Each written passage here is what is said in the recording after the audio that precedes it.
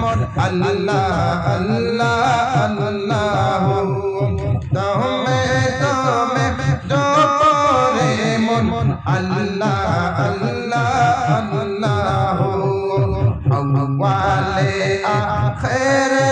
আল্লাহ জাহিরে বাতিনে আল্লাহ আউয়ালে আখিরে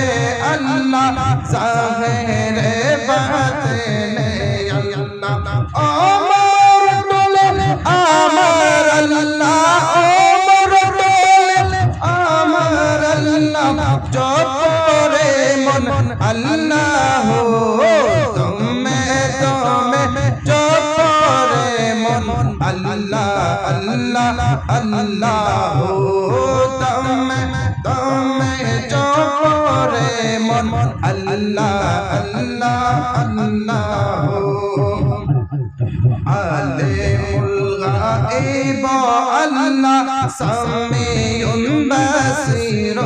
আল্লাহ আলিমুল গায়ব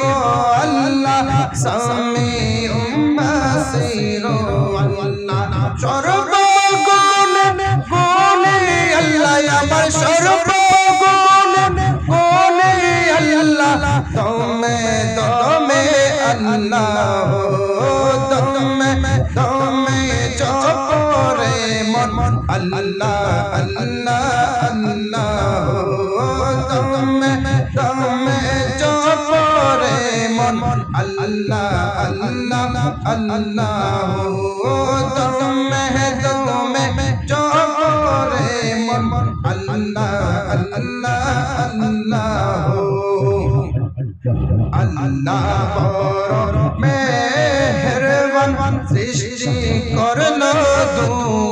জাহান আল্লাহ বড় মেহেরবান সৃষ্টি করলেন দু জাহান পালিতে সজন বান্দাগণ পালিতে সজন বান্দাগণ জমে জমে আল্লাহ দমে দমে জপরে মন আল্লাহ আল্লাহ আল্লাহ দমে দমে জপরে মন আল্লাহ আল্লাহ আল্লাহ আল্লাহ আল্লাহ আয় মোহাম্মদ মদিনা वाला आए रे अमर भूखे आए आए मोहम्मद मदीना वाला आए रे अमर भूखे आए कंदे तुम्हार पागलेरा नबी कंदे तुम्हार पागलेरा संत करो मने कोली जहाए आए मोहम्मद मदीना वाला आए रे अमर भूखे आए आए मोहम्मद मदीना वाला आए रे अमर भूखे आए आए मोहम्मद मदीना वाला आए रे अमर भूखे आए चंद्र सूरज ग्रह तारा इंसानर फेरेस्तारा चंद्र सूरज ग्रह तारा इंसानर फेरेस्तारा दिनेर जने गाइছে তারা নবী দিনের জনে গাইছে তারা ফুলে দিব গোলায় আয় মোহাম্মদ মদিনা वाला आए रे अमर भूखे आए आए मोहम्मद मदीना वाला आए रे अमर भूखे आए ला इलाहा इल्लल्लाह मुहम्मदुर रसूलुल्लाह सल्लल्लाहु अलैहि वसल्लम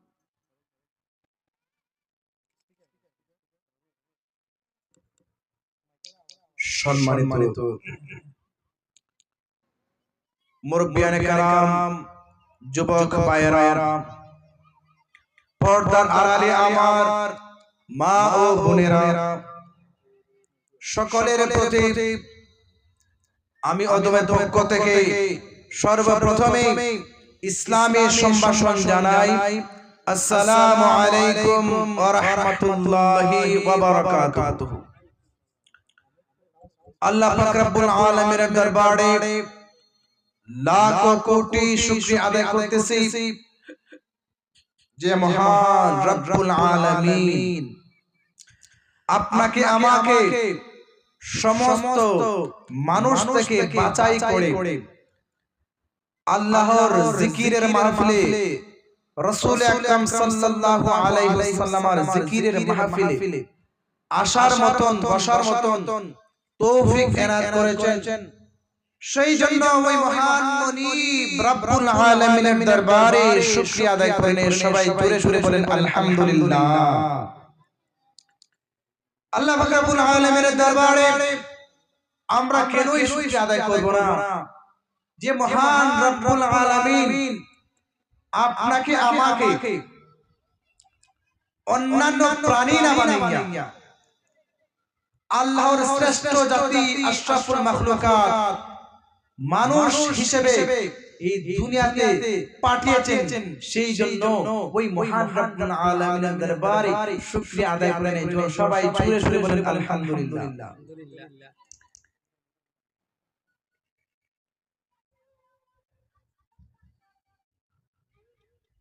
আর লাখো কোটি দরুদ সালাম পেশ করছি যিনি আকায়ে নামদার তাজদারে মদিনা সাল্লাল্লাহু আলাইহি ওয়াসাল্লাম উপরে যিনাকে সৃষ্টি না করে আমার আল্লাহ কোনো কিছু সৃষ্টি করতেন না। সুবহানাল্লাহ। যেই রাসূলের উম্মত করে আল্লাহ রাব্বুল আলামিন আপনি আমাকে পাঠিয়েছেন,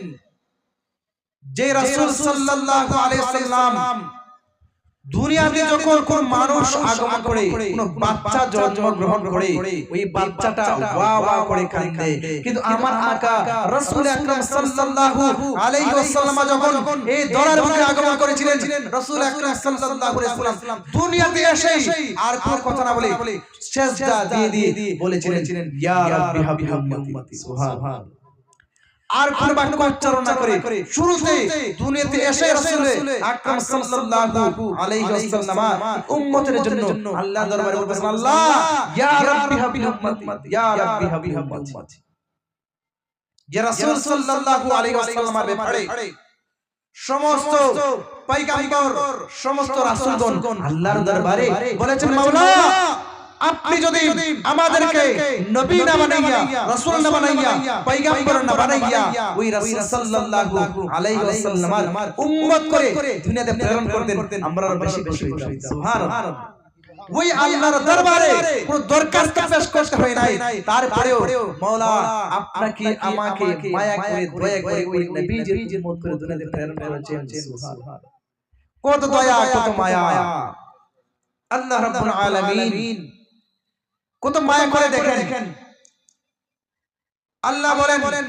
ফাযকুরুনি আযকুরুকুম ওয়াশকুরুলি ওয়ালা তাকফুরুন। আল্লাহ বলেন বান্দা ফাযকুরুনি, যে বান্দা তুমি আমায় আল্লাহকে স্মরণ করো আমি আল্লাহ তোমাকে আরো স্মরণ করি। আমরা আল্লাহকে আল্লাহ আল্লাহ বলে স্মরণ করি, আল্লাহ আমাদেরকে কিভাবে স্মরণ করেন? আল্লাহ বলেন কোন বান্দা যখন আমি আল্লাহকে স্মরণ করি আমি ওই বান্দার জীবনের গুনাহ maaf করে দিয়ে স্মরণ করি। সুবহানাল্লাহ। কোন বান্দার যখন আল্লাহর দিকে এগিয়ে আসে, এক পা এগিয়ে আসে, আল্লাহ বলেন আমি বান্দা দিকে হেঁটে হেঁটে আসি। সুবহানাল্লাহ। কোন বান্দা যখন আমি আল্লাহর দিকে হেঁটে হেঁটে আসে আমি আল্লাহ তার দিকে দৌড়ায় যাই। সুবহানাল্লাহ। তার মানে কি আল্লাহ আমাদের দৌড়ে আসে? না না না, আল্লাহ আমাদের দিকে দৌড়ে আসা মানে হচ্ছে আল্লাহর রহমত আমাদের দিকে দৌড়ে আসা। একজন শায়ের খুব সুন্দরভাবে তার গজলের মধ্যে বলেছেন তোমাকে ডাকি যদি একবার আল্লাহ আমাকে কাছে টানো বারবার, তোমাকে ডাকি যদি একবার আল্লাহ আমাকে কাছে টানো বারবার, যদি পথ ভুলে যাই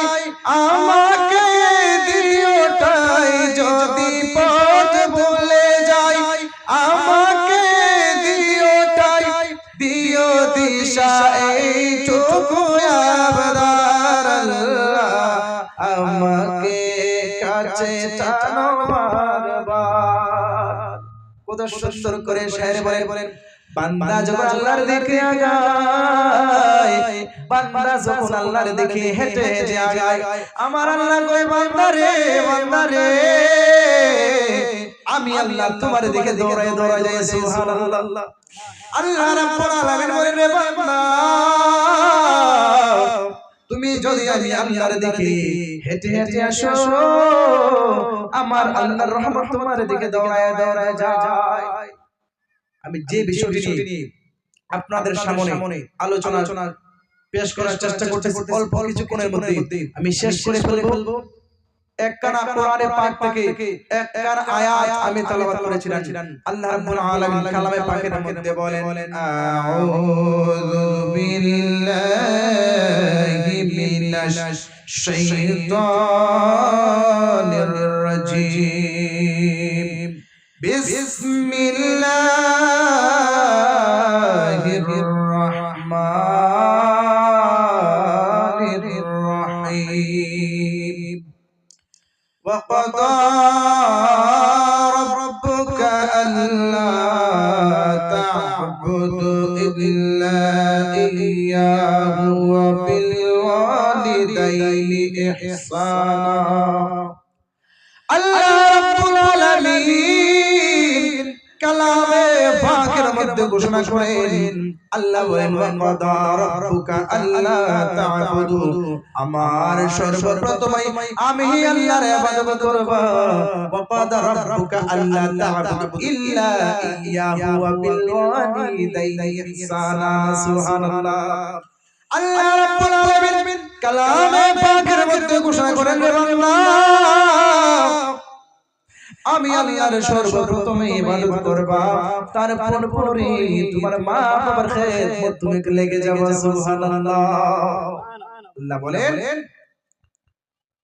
সর্বপ্রথমে আমি আল্লাহর ইবাদত, তারপরে মা বাবার খেদমত।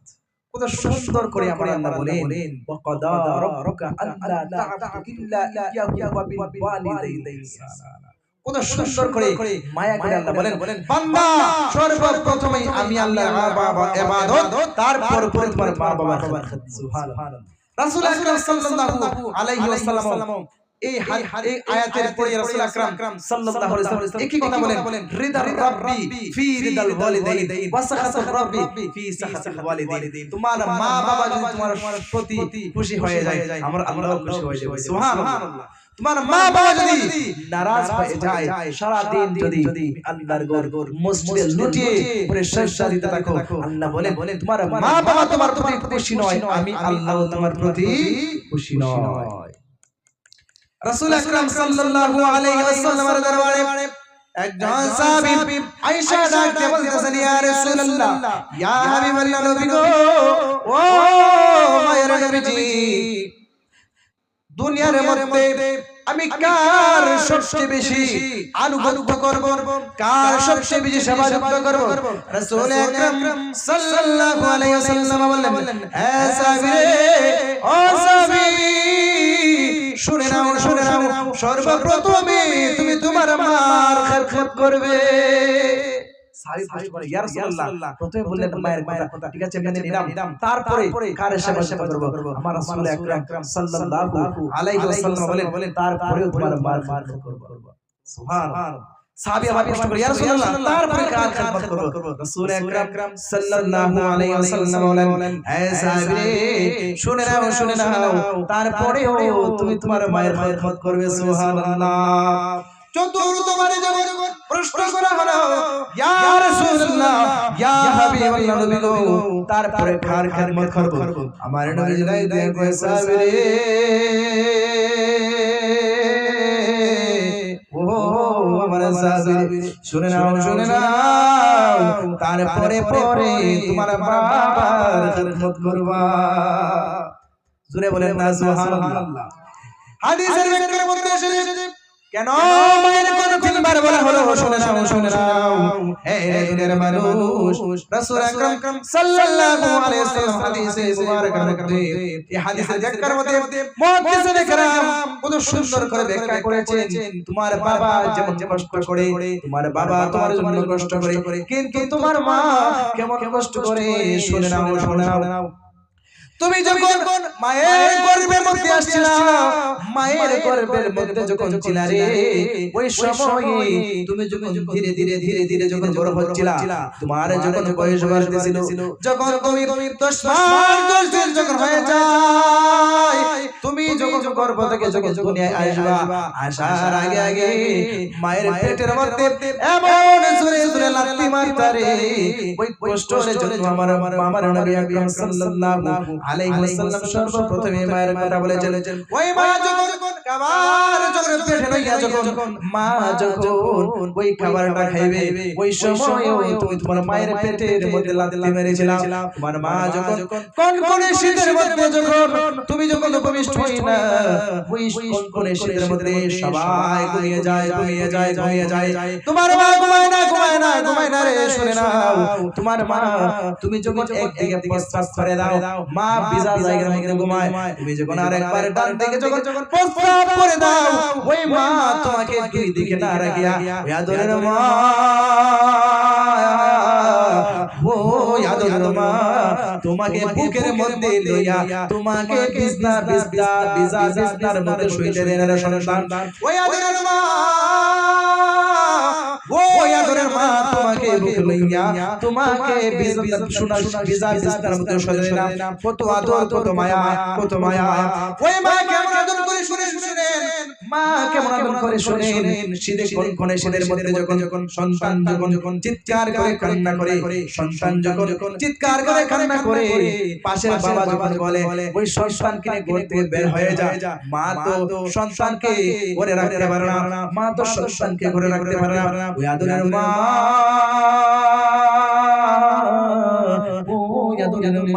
সন্তানটাকে ঘর থেকে বের হইয়া সন্তানকে কান্না বন্ধ করায়া তারপরে আবার বলে আসি সুবহানাল্লাহ ওই আদরের মা কেমন আদরের মা ওই মা দেখবেন দুনিয়াতে যখন কোন সন্তানকে যখন আঘাত করা হয় সবার আগে মার মনে কিন্তু আঘাত লাগে কখনো যদি সন্তান আঘাত পায় মায়ের হৃদয়ের মধ্যে আঘাত লাগে সবাই দূরে শরীফ পড়েন আল্লাহুম্মা সাল্লি আলা মুহাম্মাদ ওয়া আলা আলি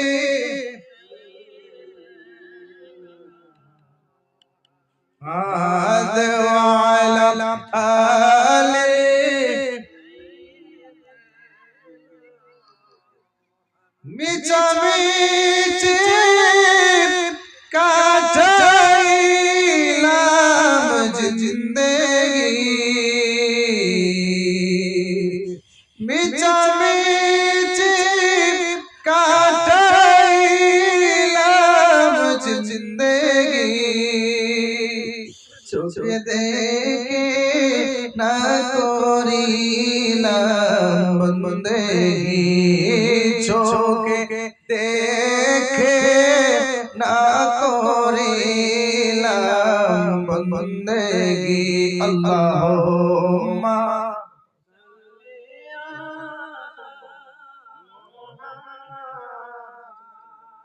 ওয়া আলা আলি সাইয়্যিদিনা মুহাম্মাদ ওয়া আলা আলি সাইয়্যিদিনা ইয়া রাব্বি সাল্লিম ওয়া বারিক আলাইহি সম্মানিত মুসলিম کرام লক্ষ্য করেন আমরা আসল ঘটনায় ঢুকি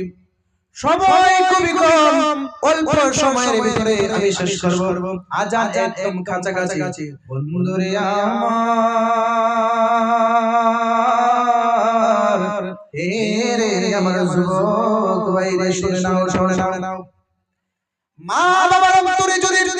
আপনি যখন কখনো যদি আঘাত করেন ওই মায়ের মনে যখন যদি আপনি কখনো আঘাত করেন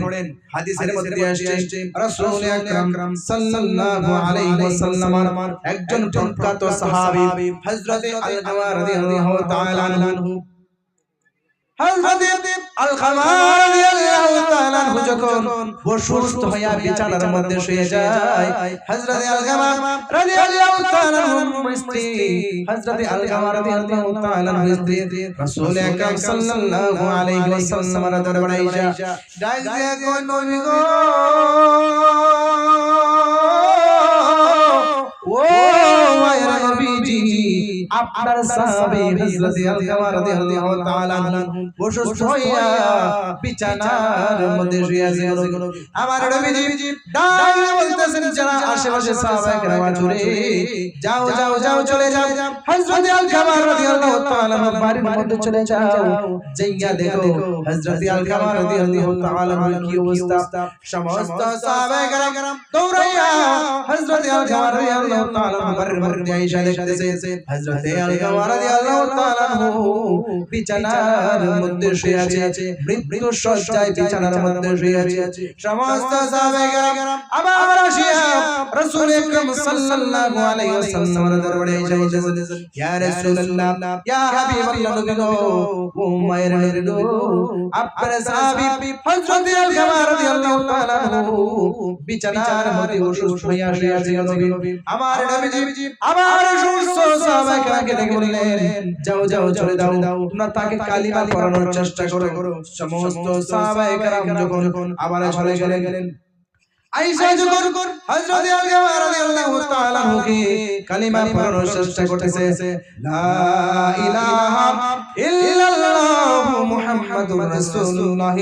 সাল্লাল্লাহু আলাইহি ওয়াসাল্লাম এই কালিমা যখন বারবার যখন পড়ানোর চেষ্টা করতেছেন হযরত আলকামা রাদিয়াল্লাহু তাআলা আনহুকে যখন বারবার কালিমা পড়ানোর চেষ্টা করা হচ্ছে ওই আলকামা রাদিয়াল্লাহু তাআলা আনহু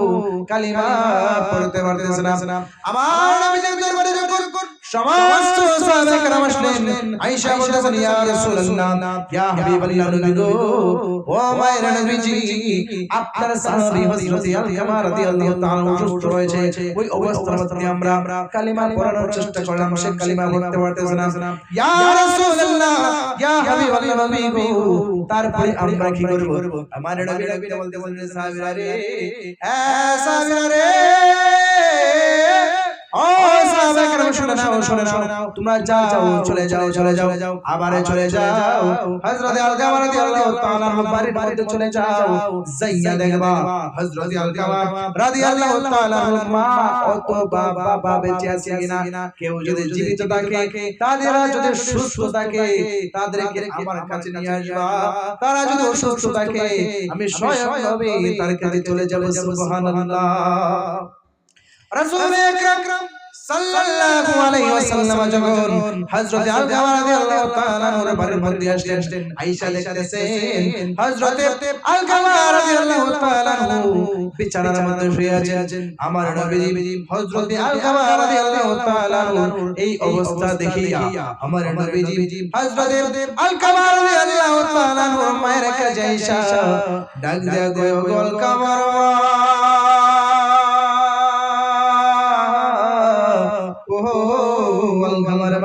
তোমার সন্তানের এই অবস্থা কেন তোমার সন্তান তোমার কাছে কেমন ছিল হযরত আলকামা রাদিয়াল্লাহু তাআলা মা ডাক দিয়ে বলতেছেন ইয়া রাসূলুল্লাহ ইয়া হাবিবাল্লাহ নবী গো ও মায়ের নবী আমার সন্তান হযরত আলকামা পাঁচ ওয়াক্ত নামাজ পড়তো আমার সন্তান পাঁচ ওয়াক্ত নামাজ পড়তো আমার সন্তান রোজা রাখতো আমার সন্তান যাকাত দিত আমার সন্তান দান করতো আমার সন্তান যত ধরনের ভালো কাজ করতো প্রত্যেকটা ভালো আমলগুলো সে করতো আমার নবী ডাক দিয়া কয় আলকামার মা ও আলকামার মা তোমাকে কিন্তু আমি এইগুলা জিজ্ঞেস করি না মা তোমার সন্তান যে নামাজ পড়তো সেটা আমি জানি তোমার সন্তান যে যাকাত দিত ওইটাও আমি জানি তোমার সন্তান যে রোজা রাখতো ওইটাও আমি জানি আমার আসল কথা হইল তুমি মায়ের সঙ্গে আলকামা কেমন আচরণ করতো ওই কথা যখন আমার নবী বলল রে আমার নবী যখন ওই সত্যটা আলকামার মায়ের কাছে যখন প্রশ্ন করলো হে আলকামার মা তোমার সন্তান তোমার সঙ্গে কেমন আচরণ করত আমার মা হযরত আলকামা রাদিয়াল্লাহু তাআলা মা ডাক দিয়ে বলতেছেন ইয়া রাসূলুল্লাহ ইয়া হাবিবাল্লাহ নবী গো ও মায়ের নবীজি আমার সন্তান সবথেকে ভালো ছিল কিন্তু আমি মায়ের সঙ্গে সে একটা বেয়াদবি সে এমন একটা কাজ করেছিল আমি মায়ের কলিজার মধ্যে আঘাত লেগে গিয়েছিল আমার মা হযরত আলকামার মা ডাকতে বলতেছেন ইয়া রাসূলুল্লাহ ইয়া হাবিবাল্লাহ নবী গো ও মায়ের নবী আমার সন্তান আমার সঙ্গে খারাপ আচরণ করেছে আমার সন্তান আমার সঙ্গে খারাপ আচরণ করেছে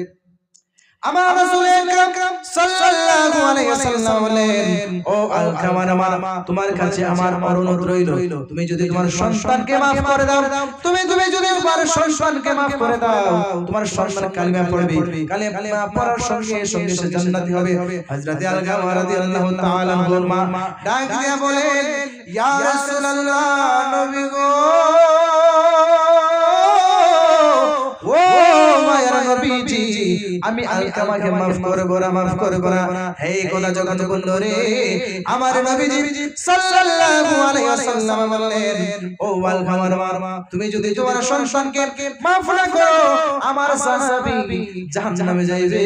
আমি ওইটাও সহ্য করতে পারবো না আমার নবীজি সমস্ত সাহাবায়ে কেরামকে বললেন ও সাহাবায়ে কেরাম তোমরা আশেপাশে কে আছো রে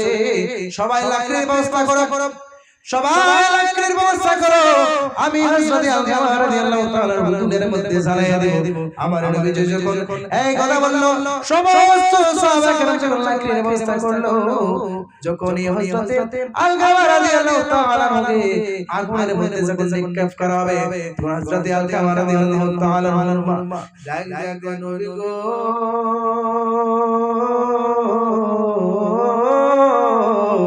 ও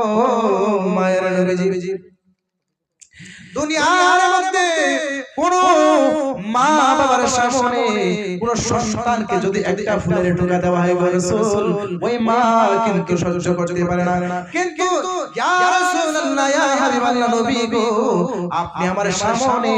আমার সন্তানকে আগুনে পোড়াবেন আমি মা সহ্য করতে পারবো না ইয়া রাসূলুল্লাহ ইয়া হাবিবাল্লাহ নবী গো আমি আমার সন্তানকে maaf করে দিলাম দেরি হইল রে সঙ্গে সঙ্গে হযরত আলকামা রাদিয়াল্লাহু তাআলা পড়ে নিল লা ইলাহা ইল্লাল্লাহু মুহাম্মাদুর রাসূলুল্লাহ সাল্লাল্লাহু আলাইহি ওয়াসাল্লাম সম্মানিত মুসলিম کرام এই একটা ঘটনার মাধ্যমে আমি আপনাদেরকে যে মেসেজটা দিতে চাচ্ছিলাম আসল পয়েন্ট হচ্ছে এখন আমি আপনাদের সামনে যে মেসেজটা দিতে চাচ্ছি যে জায়গায় রাসূল আকরাম সাল্লাল্লাহু আলাইহি ওয়াসাল্লাম সাহাবী হয়েও যেই জায়গার মধ্যে রাসূল আকরাম সাল্লাল্লাহু আলাইহি ওয়াসাল্লাম সাহাবী হয়েও মায়ের মনে কষ্ট দেওয়ার কারণে মৃত্যুর সময় ঈমান নসিব হচ্ছিল না মৃত্যুর সময় কালিমা পড়তে পারতেছিল না ওই জায়গার মধ্যে আমরা তো সাধারণ মুসলমান আমরা তো